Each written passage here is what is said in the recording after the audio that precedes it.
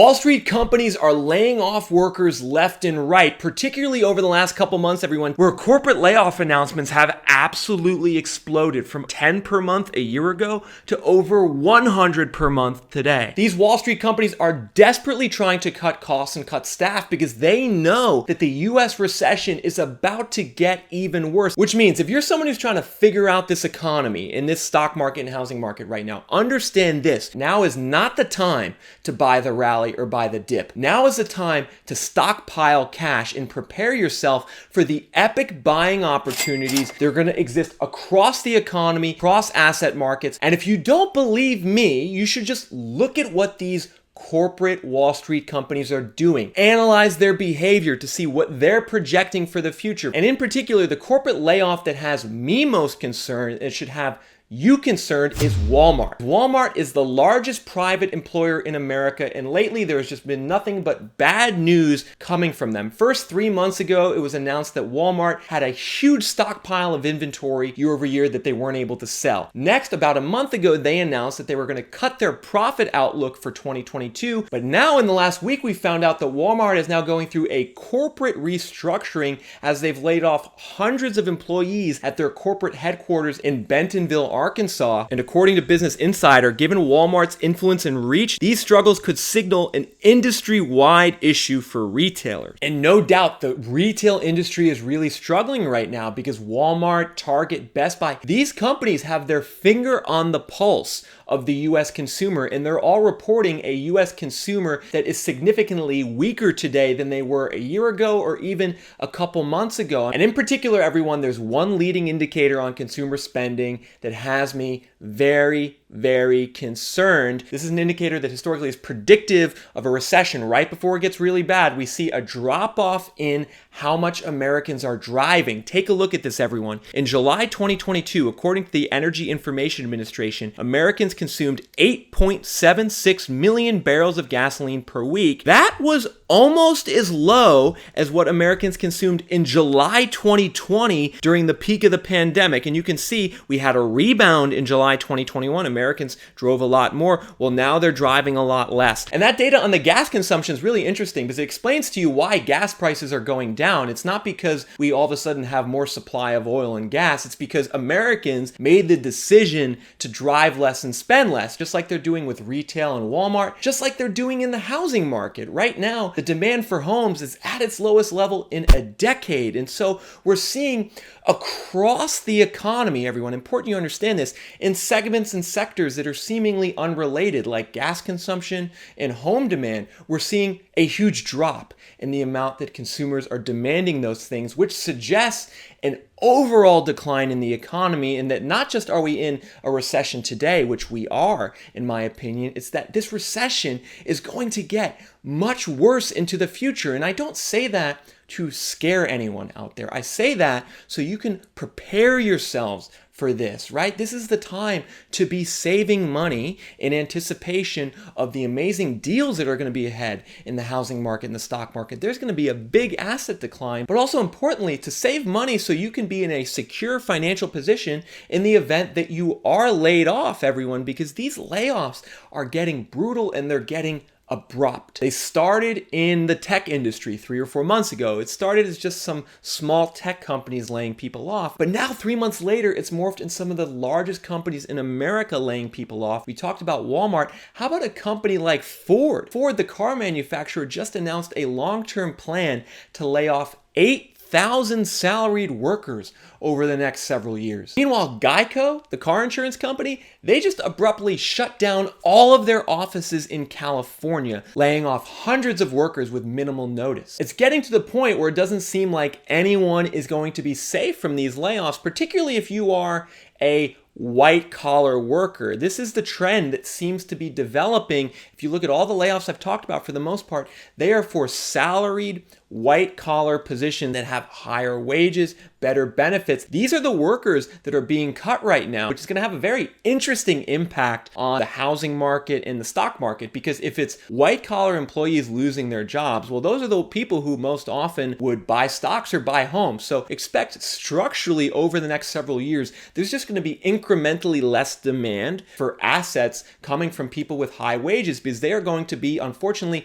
on the unemployment line. Whereas blue collar workers are going to have a much better go of it, because they are still in short supply in many industries. For instance, the leisure and hospitality sector in America is down by about 1 million jobs from where it was before the pandemic. And this could be why we're seeing the overall jobs figures in America still look strong. The BLS just reported that the unemployment rate in July 2022 is still at a near record low 3.5%, while the economy added over 500,000 jobs to employer payrolls in the same month. Much of this job growth is coming from the industries that are still well below their pre-pandemic levels, and these industries are still likely to hire workers over the next 6 months, even as the US recession continues to get worse. There's also a very interesting geographic divide as far as these layoffs and the recession goes. Clearly, if we look at this map, which shows state by state the number of layoff announcements in 2022, data from Crunchbase, we can see that by far it's states like California, New York, and Massachusetts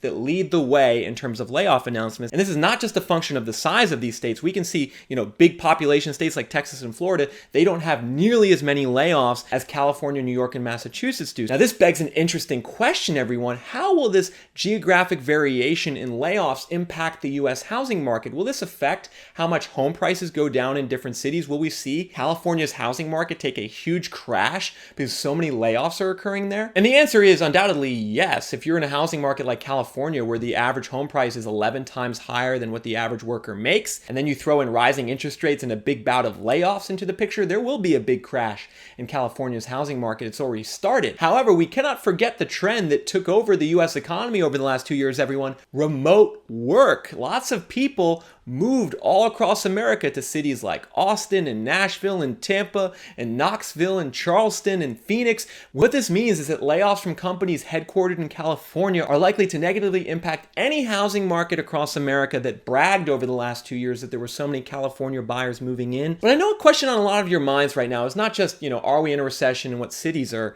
in a recession, but when is this recession going to pop off? Like, when is it going to get really bad? And to answer this question, so you can have a better idea about the future of the economy and, potentially what you should do with your money in the short and long term, it's important to look at previous recessions, right? We can learn a lot if we analyze how the economy has behaved in the past. And what I'm going to do for you right now is show you some data on the decline in consumer spending that occurred back in 2007, 2008, right before the Great Recession really got bad, because it's going to have big insights for you today. We can see that inflation-adjusted spending growth decelerated in 2007 by quite a bit. And then in early '08, pay attention to this, everyone. Consumer spending measured 1.2% year over year in the first half of 2008. This looks very similar to the consumer spending figures we're seeing right now in America. Late summer, fall of 2022 looks a lot to me like the beginning of 2008, where we have this big slowdown in consumer spending right before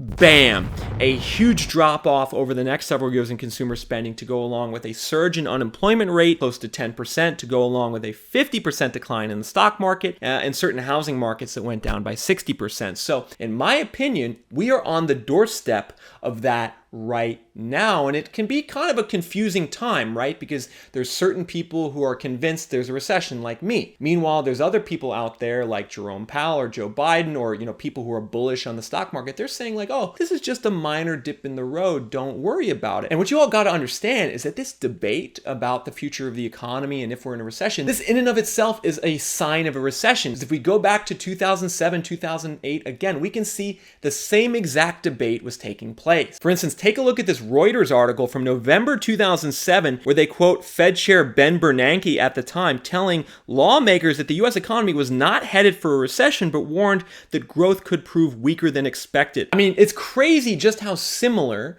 Bernanke's statements in late 2007 sound to Jerome Powell's statements today in 2022, where both Fed chairs are admitting that growth is going to slow into the future, but they are not ready to admit that a recession is on the way. But what's even crazier is this data from Google back in early 2008. Interest in the search term recession spiked around January 2008. That's when in early 08, the narrative of recession was really starting to be pushed in the news media and people were talking about it, much like they're talking about it today. And we can see that that bump in the search term recession preceded the bump in the search term for unemployment benefits by about 6 to 9 months, which means we are likely 6 to 9 months before things get really bad in the economy. The things we're seeing right now, this is the initial play. This is the opening act. Act 2 is coming and it's not going to be pretty. So you all need to start preparing right now, saving your money, get ready for the deals, get ready for the discounts, but also get ready for some potential turbulence. The layoffs are going to get worse. Over the next several weeks, I'm going to release videos on two big issues. Number one is the huge foreclosure wave that's about to hit the US housing market. Number two, I'm going to also tackle the big credit card bubble that's occurring in America right now. If you want to see those videos, make sure to do two things. Number one, smash that like button into oblivion. And then number two,